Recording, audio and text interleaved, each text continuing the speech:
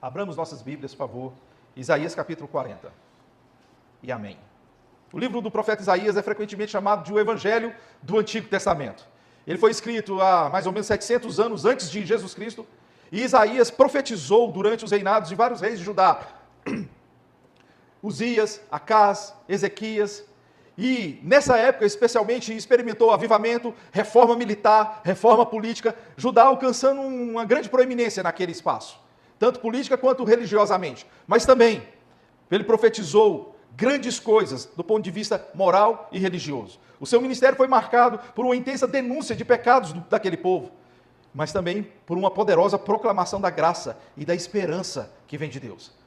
Nós podemos dividir principalmente o livro de Isaías em duas partes. Até o capítulo 39, do 1 ao 39, os capítulos falam sobretudo do juízo de Deus, tanto do povo de Israel quanto das outras nações. Mas a partir deste capítulo que nós lemos, do capítulo 40, o tom muda radicalmente.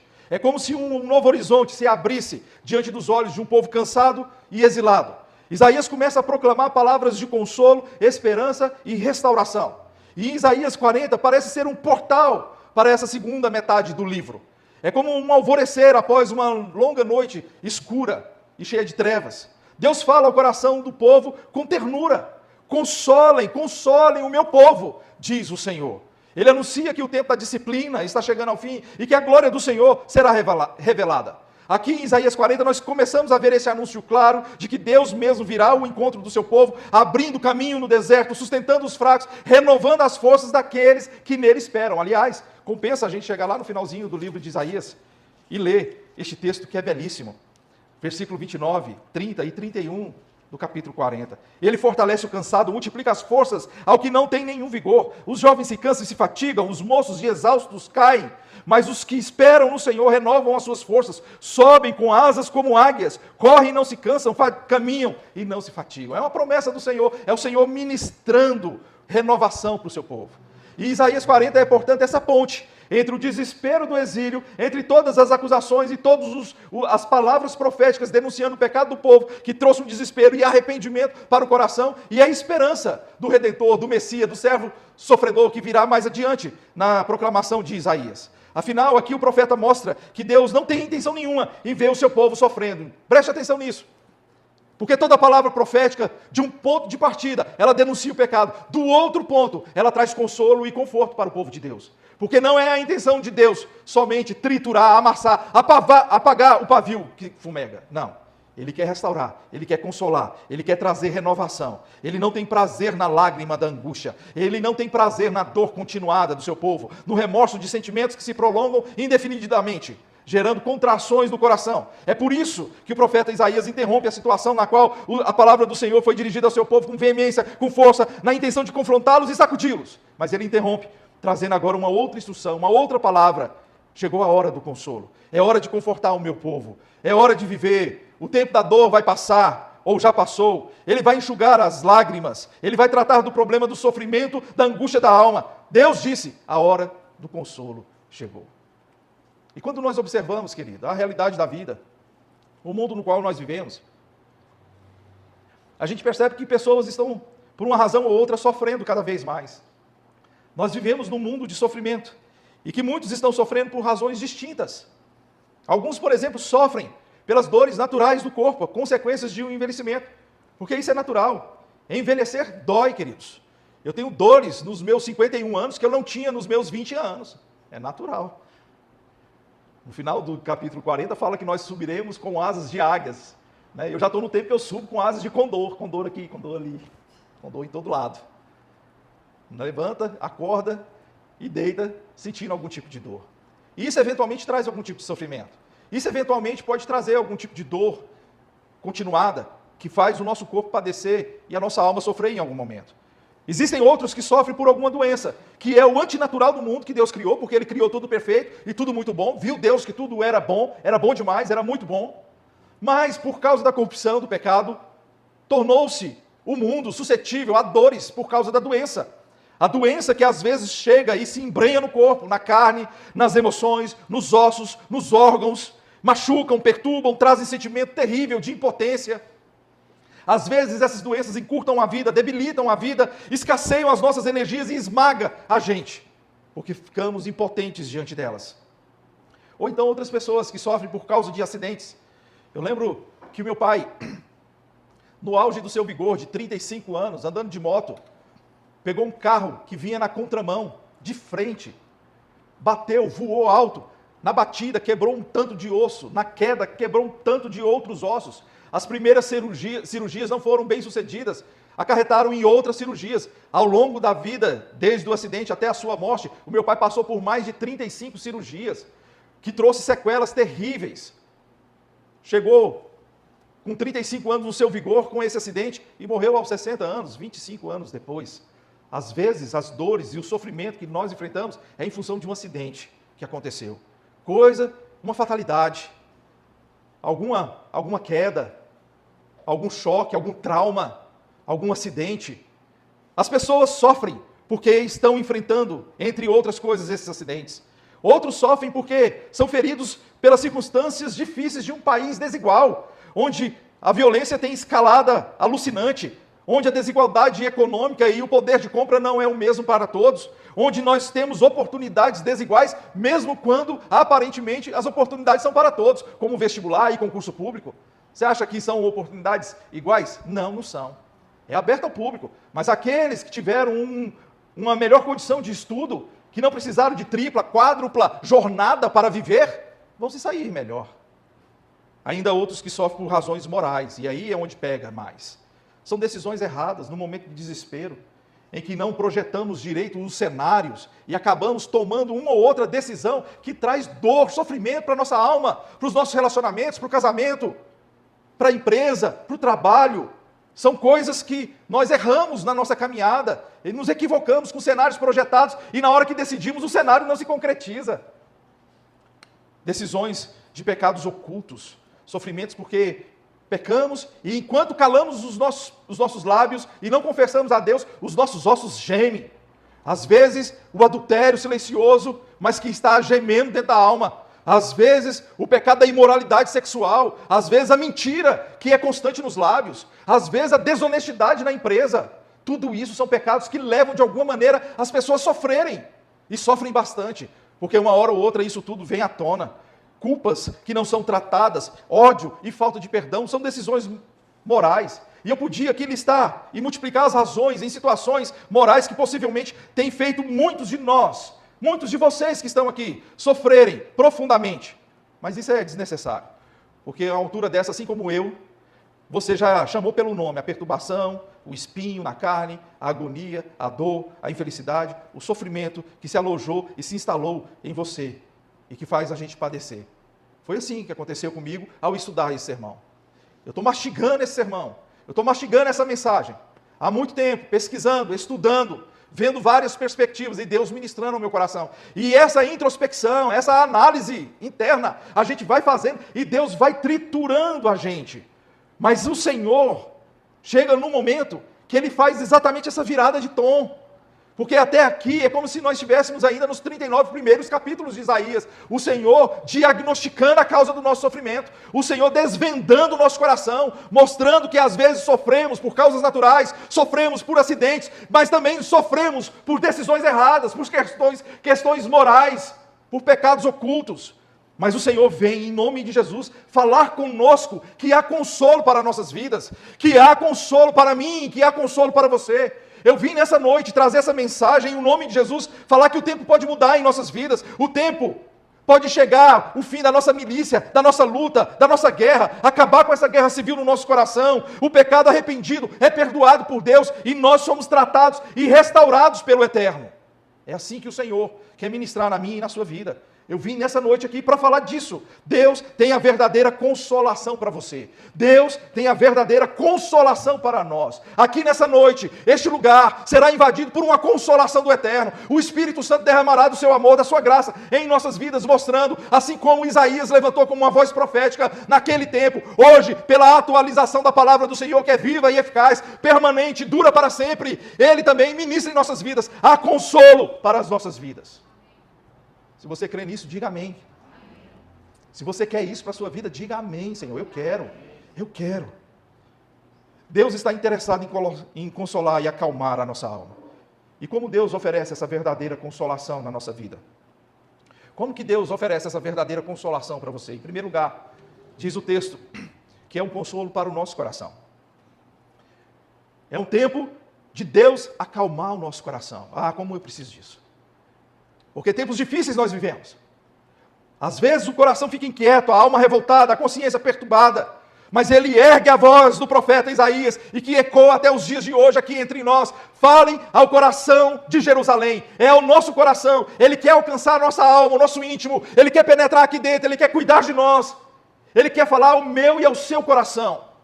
Não é somente ao ouvido para entrar de um lado e sair do outro. Não é somente a nossa consciência, que às vezes ela é refrigerada por algumas palavras de Deus, mas depois volta a nos acusar. Não, Ele quer tratar o nosso coração, Ele quer tratar a nossa alma, Ele quer cobrir as feridas, Ele quer sarar definitivamente a nossa dor, consolando verdadeiramente a nossa alma. Essa é a verdadeira consolação que vem de Deus aqui nessa noite, através dessa palavra. E nós precisamos entender que, se é no nosso coração, nós lembramos da parábola do semeador, que Jesus Cristo tipificando aquele semeador, a palavra dele tipificando a semente lançada, e os corações tipificando a terra que recebiam aquela semente. Ele fala dos tipos de corações ali, os endurecidos, cheios de espinhos, os que ficam à beira do caminho, e um coração preparado, onde a semente cai, germina, cresce, floresce e frutifica no seu devido tempo.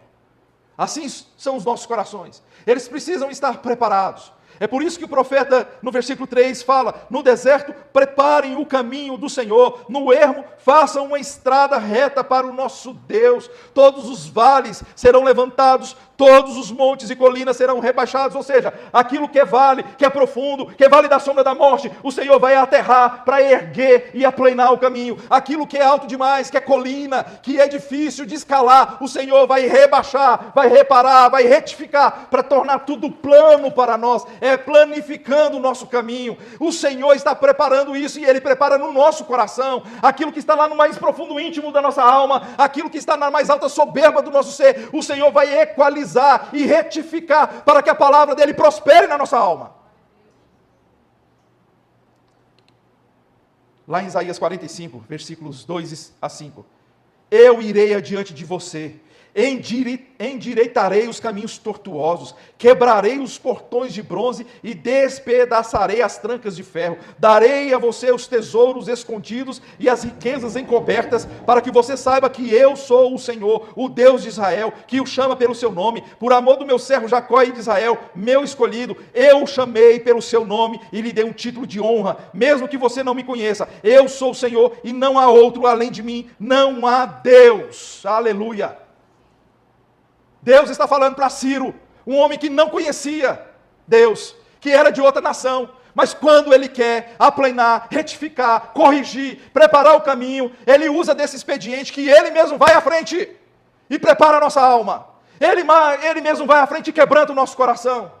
E nós precisamos entender isso como um projeto de vida, como o próprio João Batista fez disso um projeto de vida, uma profecia cumprida na sua existência. Ele foi uma voz que preparava este caminho, ele pregava o arrependimento dos pecados, para que o Senhor Jesus Cristo chegasse e acomodasse e fosse acolhido no coração daquelas pessoas. Assim somos nós, falando aos nossos corações, à nossa alma. Fazemos como o salmista no Salmo 42, porque está abatida, ó minha alma, confie em Deus.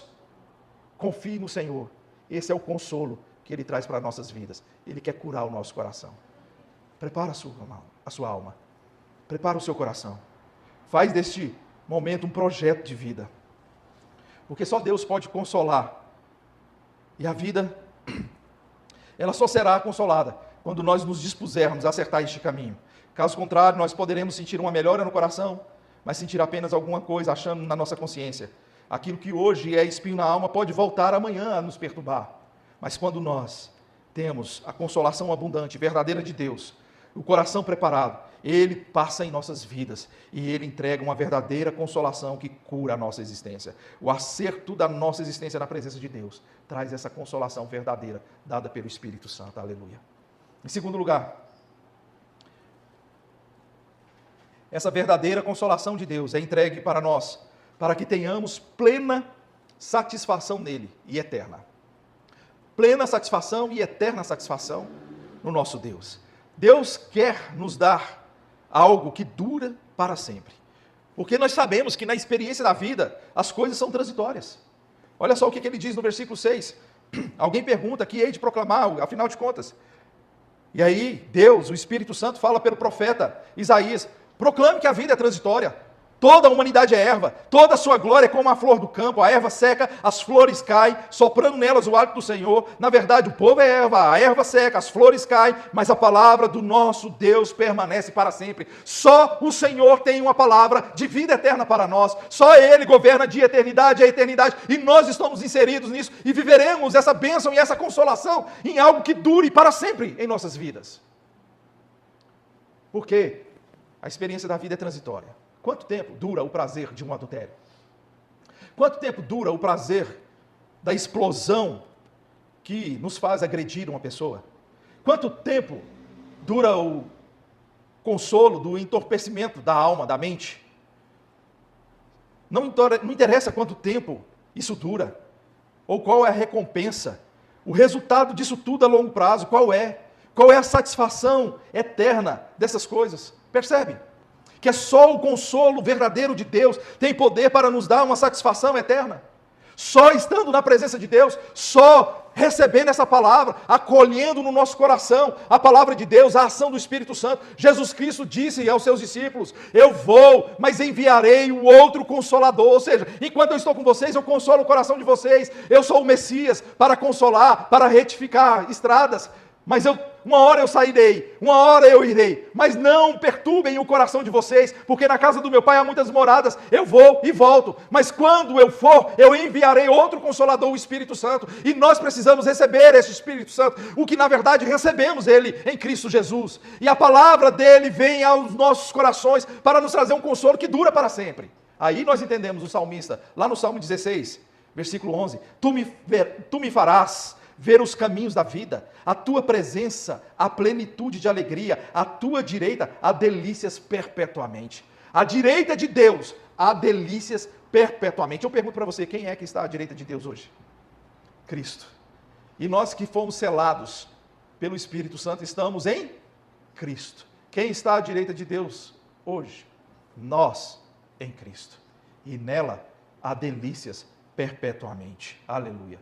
Por isso que com essa consciência, o apóstolo Pedro, ao ser perguntado por Jesus Cristo, depois de um discurso duríssimo, onde muitos abandonaram o Senhor Jesus, capítulo 6, ele está falando, vocês precisam estar em comunhão comigo, porque sem mim vocês não podem fazer nada, embora isso seja no capítulo 15 do Evangelho de João, mas no capítulo 6 ele está falando do pão da vida. Se vocês não comerem de mim, vocês não terão vida, porque eu sou o pão da vida, e aquele que vive e come do pão da vida, vive eternamente. E aqueles que estavam ouvindo acharam isso meio estranho, abandonaram o Senhor. Jesus olha para os seus 12 discípulos, os 12 apóstolos, e ele fala, e vocês?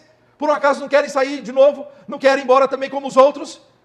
Mas Pedro dá uma resposta impactante, que é a resposta de todo aquele que hoje está selado pelo Espírito Santo. Senhor, para onde nós iremos se só o Senhor tem as palavras de vida eterna? É só o Senhor que tem essa palavra que consola o nosso coração. Ah, querido, o consolo do entorpecente não traz isso permanentemente. Só o Senhor que traz isso permanentemente para nossas vidas.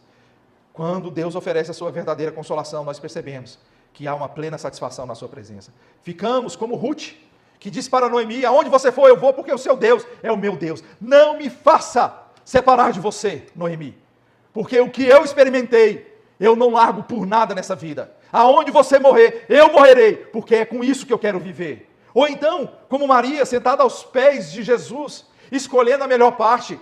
Marta na sua correria, servindo a Deus, mas sem comunhão com Deus. Todo o serviço que nós fazemos e prestamos para Deus, que não redunda em comunhão com Deus, nos afasta de Deus. Ela estava sentindo as dores do afastamento de Deus, e ela, sentindo essas dores, julgou a sua irmã, que estava na melhor parte. É assim, mesmo servindo a Deus, mas sem intimidade, sem comunhão com Deus, nós sentimos dores do afastamento, dores da ausência da intimidade com Deus, e ainda julgamos os outros que estão aos pés do Senhor. Mas Maria escolheu a melhor parte, e o Senhor disse que isso não seria tirado dela. dela. Somos nós que escolhemos a melhor parte de estando com Deus. Quando servindo para comunhão e intimidade com Deus. Não como Maria para afastamento dessa intimidade, mas como Maria aos pés do Senhor, absorvendo dos seus ensinamentos e ao mesmo tempo servindo com alegria. Ou então como Bartimeu, que mesmo curado, mesmo depois de ter recebido a bênção de Deus, o Senhor disse: vai, a tua fé te curou. Vai, Bartimeu, aquele que clamava: filho de Davi, tem misericórdia de mim. Filho de Davi, tem misericórdia de mim. Eu quero tornar a ver. E Jesus disse: vai, a tua fé te salvou.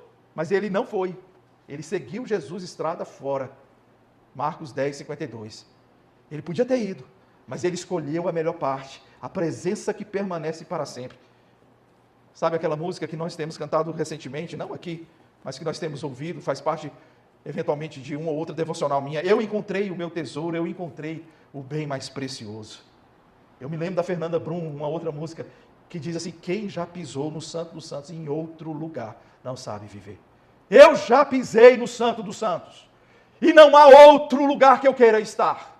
Não há lugar neste mundo, não há lugar nem na igreja, que se não tiver a presença manifesta, o Espírito Santo agindo em nossas vidas, que me interessa, porque é na presença do Senhor que eu encontro o verdadeiro consolo e aquilo que vale para a eternidade.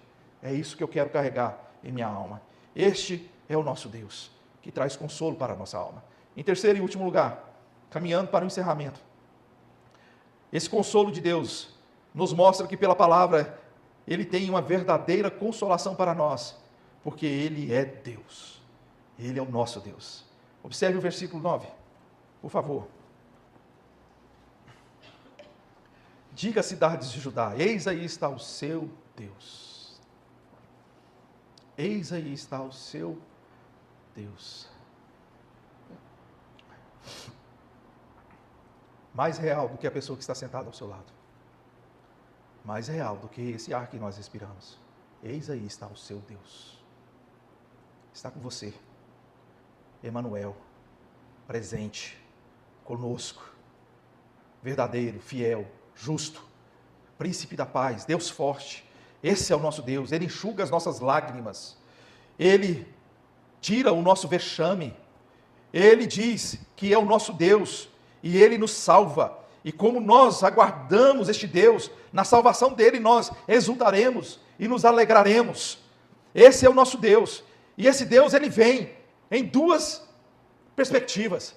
Primeiro, a perspectiva de rei, daquele que domina, daquele que vem com poder para dominar, porque o texto continua: eis que o Senhor Deus virá com poder, e o seu braço dominará. Eis que com ele está o seu galardão, e diante dele vem a sua recompensa. O Senhor, que é o alfa e o ômega, o princípio e o fim, ele vem para dominar, reinar em nossas vidas. E quando nós nos submetemos, quando nós somos seus servos, seus vassalos, no reino eterno do nosso Deus, ele tem uma recompensa para nós, ele tem um galardão para nós, ele traz isso para nossas vidas, ele estende o seu cetro de justiça favoravelmente a nós, ele nos justifica, ele perdoa os nossos pecados, porque ele é um Deus santo, um Deus reto, um Deus justo. Ele não permite pecado na frente dele, ele não permite insolência na frente dele. Portanto, ele vem e domina em nossas vidas, e isso faz parte do seu consolo. O seu cajado e o seu bordão nos consolam. É assim que o Senhor domina e reina em nossas vidas. Com a sua bondade, com o seu amor, com a sua justiça, nos santificando, fazendo a gente abandonar o pecado. Uma coisa eu sei, eu deixo para trás as coisas que ficam tentando me arrastar, disse o apóstolo Paulo. Eu vou deixando essas coisas para trás e seguindo firme para o meu autor e consumador da minha fé, Jesus Cristo. Mas ele também, na outra perspectiva, como rei, domina, santo, poderoso, que não se pode brincar, ele também é um Deus que não suporta ver o seu povo sofrendo. Uma alma choramingante. Ele é um Deus pastoral. Como pastor, ele apacentará o seu rebanho. Entre os seus braços recolherá os cordeirinhos e os carregará no colo. E as que amamentam, ele guiará mansamente. O nosso Deus é um Deus perdoador. É um Deus zeloso, mas é um Deus perdoador. Ele cuida dos seus filhos, ele é um bom pastor, ele cuida das suas ovelhas, ele tem colo, ele alimenta, ele tira os carrapichos dessas ovelhas que andam e que eventualmente sofrem por causa desses espinhos na carne, e ele consola de verdade, ele consola para a vida, E Ele está aqui nessa noite, eu já estou caminhando para o final. Eu não sei por onde você já andou, por onde eu tenho andado, eu sei. E eu sei da minha necessidade, e eu espero que você reconheça a sua também. Qual o sofrimento que você tem carregado em sua alma, quais as lágrimas que você tem derramado sobre o seu rosto. Hoje o Senhor levantou a gente aqui para juntos pensarmos nessa palavra, para juntos nós recebermos essa palavra profética para o nosso coração, que tem consolo para as nossas vidas, tem consolo para mim, tem consolo para você. Você quer? Em nome de Jesus, diga amém. Não existe, queridos, a garantia de que aquilo que perdeu um dia voltará. Às vezes, o marido que foi embora, ele não volta, a esposa que não aguentava mais, que foi embora, não volta. Aquilo que já perdemos, talvez não vai retornar para nossas vidas. Mas o consolo do Senhor nos garante uma coisa. Tão certo como vive o Senhor, há possibilidade para um recomeço em nossas vidas. Há possibilidade para uma nova história. Um pouquinho mais para frente, Isaías vai falar assim: eis que estou fazendo uma coisa nova. É quando nós acolhemos esse consolo, quando Ele nos carrega no colo como um pastor que carrega a sua ovelhinha, que nos coloca no seu regaço, que nos alimenta. E Ele usa uma expressão maternal neste momento aqui. Olha só o Deus Pai. Não se intimida de usar uma expressão maternal, como ovelhinhas que Ele amamenta, cuida, zela, protege, carrega, dá descanso, dá consolo. Esse é o nosso Deus. Esse é o nosso Deus que nos dá a oportunidade de um recomeço, de uma nova vida, com consolo aplicado em nossos corações. Porque às vezes os sofrimentos que nós listamos aqui antes não tenha correspondido à sua realidade, um ou outro. E eu não quero que você se apegue a uma ilustração pontual. Não, pastor, eu não tenho nada a ver com adultério. Não, pastor, eu não tenho nada a ver com isso. Mas eu quero dizer para você que se o Espírito Santo estiver tocando no seu coração, e que se você tiver identificado algum tremor na sua alma, a necessidade do consolo, então acolha essa palavra. Acolha, porque é o Senhor te sacudindo, é o Senhor dizendo: eu estou aqui para instalar o consolo que vem do alto da sua alma, com uma nova chance para você buscar em Deus um novo tempo, um recomeço, e não deixe essa inquietação te prender para não correr aos braços do Senhor, do bom pastor. Pelo contrário, entregue-se completamente, renda-se completamente. Hoje, se vocês ouvirem a voz do bom pastor, não endureça o seu coração. O Espírito Santo está aqui ministrando em nossas vidas. O Senhor tem consolo para o nosso coração, que nos dá plena satisfação nele, que reina em nossos corações e pastoreia a nossa vida como um bom pastor. Você quer isso para a sua vida? Você quer essa ministração para o seu coração? Eu peço que você, em nome de Jesus, fique em pé neste momento. Nós vamos encerrar.